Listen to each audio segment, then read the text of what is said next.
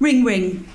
Ben, 7 months old, has been scratching himself to sleep for the last 3 hours. I've been soothing and calming him, but he's still restless. Ring, ring. But it's dark outside. My partner Dave is away, it's just me and my newborn. And little do I know that Ben won't sleep through the night until he's 4.5 years of age.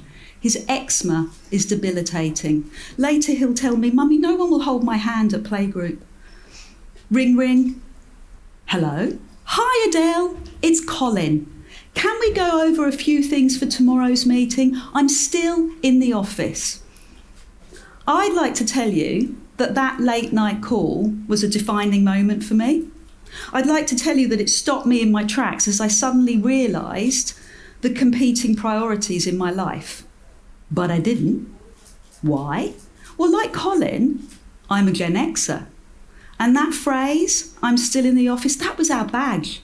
That was our badge of honour. That was the symbol of our self-esteem, that we would get things done, come what may. The lost generation, the MTV generation. According to generational cohort theory, events in our formative years shape a generation. The University of Cambridge explains and illustrates that the environment in which we grow up in affects our value development as adults. So, like Colin, I'm a Gen Xer. And that means latchkey kid generation. I was raised with a single mum, divorced, who work full time. I'm the eldest of 3. I fit this mould perfectly. What are your work-life boundaries right now? Are they different from those around you? Do you find yourself gently judging other generations, someone from a different generation? Have you ever heard of the term snowflake? How about wealth hoarder? Perhaps Zoomer dreamer, or a Gen X skeptic, or a millennial slacker. Age is a protected characteristic. And in this new world of DE&I, diversity, equity, inclusion, terms like that fuel misunderstanding, create employee disengagement and conflict. According to the World Health Organization, by 2025, millennials will be 75% of the workforce. And yet, turnover in this generation is high. Millennial job hoppers. It illustrates high disengagement with this generation. So what shapes a generation? Baby boomers, born 1946 to 1964. They grow up with economic prosperity, job security, and cultural change. But what are the myths that surround this generation? Reluctant to change, resistance to change, especially at technology, or perhaps conservative in thinking. Rather than resistance to change, this generation saw massive change, massive cultural change. Martin Luther King, Muhammad Ali, from the previous generation, witnessed huge cultural change. Bad at technology? Explain that to Bill Gates and Steve Jobs. Both boomers. Boomers like the leadership style of command and control, and their work ethic is work as hard as you can. Gen X, born 1965 to 1980. This generation was termed the latchkey kid generation. Single parents, divorced parents, or both parents working, which led to very little adult supervision, and a self-reliance and a self-resilience on this generation. And according to Johns Hopkins University, the work to burnout ethic, their leadership style is all about collaboration, and their work ethic, play hard, work hard. Millennials, born 1981 to 1996. They are shaped by 9/11 and the war on terror. They are part of the digital revolution. They enter the workforce in the Great Recession and are facing the gig economy. Their leadership style is all about coaching, and their work ethic: work hard, enjoy what you do, and play harder. Zoomers, Gen Z, the iGen generation, 1997 to 2012. This generation are shaped by the first global generation, the huge increase in social media. They're digital natives, and they grew up in the global crisis, COVID-19.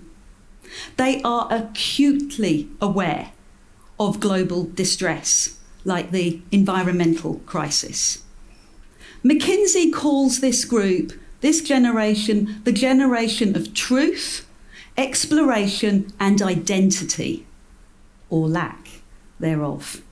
Gen Z's value purpose and a positive work culture. Their leadership style: inspire me.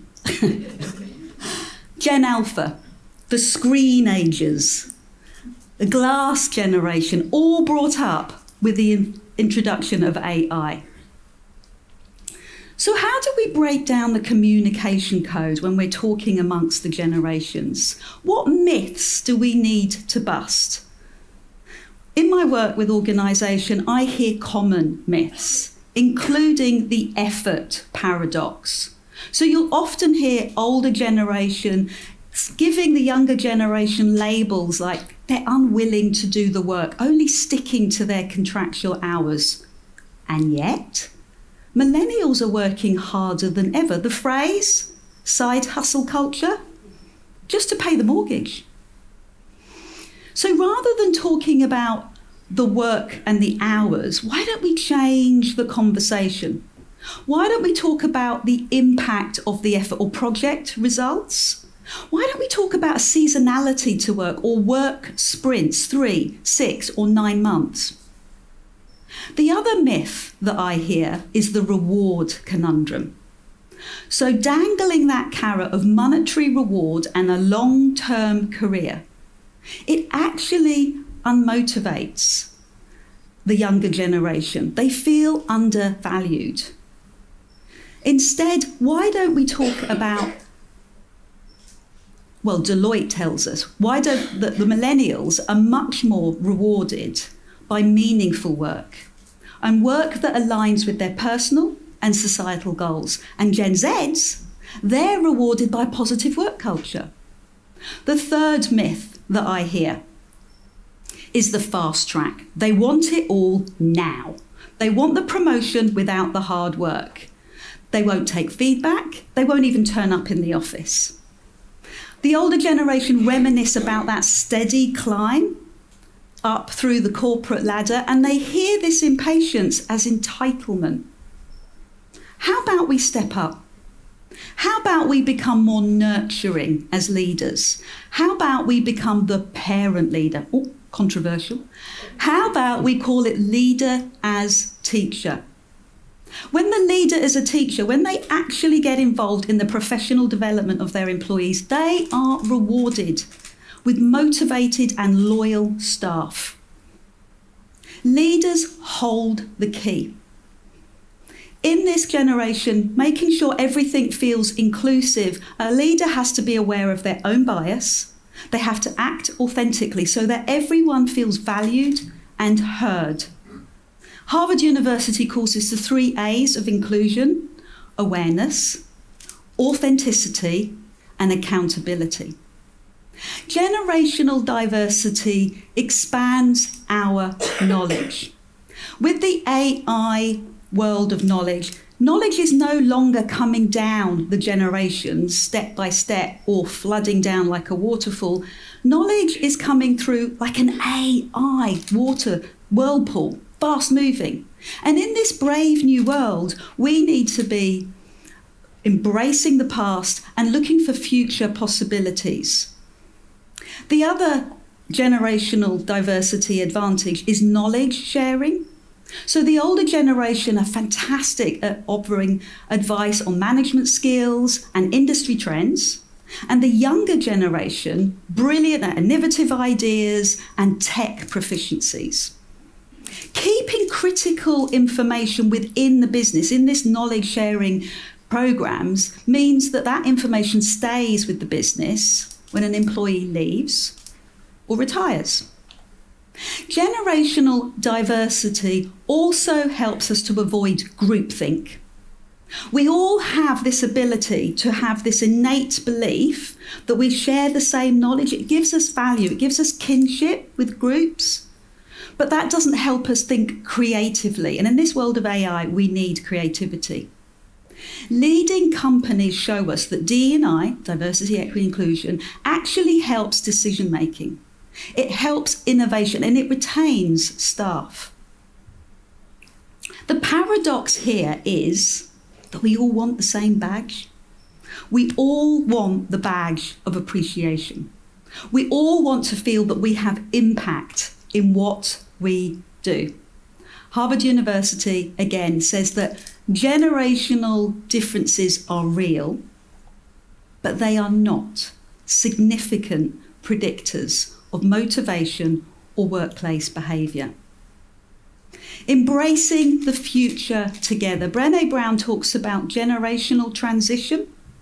She talks about as one generation leaves the workforce and a new one comes in with different priorities and different possibilities, we have to manage that trauma with resilience by being vulnerable, by being authentic, by developing a deep sense of belonging.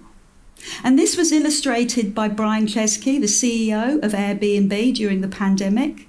He quoted Walt Disney and he said, Walt had one foot in the past and one foot in the future. And this perfectly embraces our generational journey of respecting past wisdom, honouring past wisdom, and embracing future possibilities. Anne Kazan, she's a professor and a linguist, and she talks about how our language is becoming more inclusive, our language is becoming more playful, and her invitation is that we become generous listeners and intentional speakers. The choice is ours. Do we resist and judge, or do we open and listen? Thank you.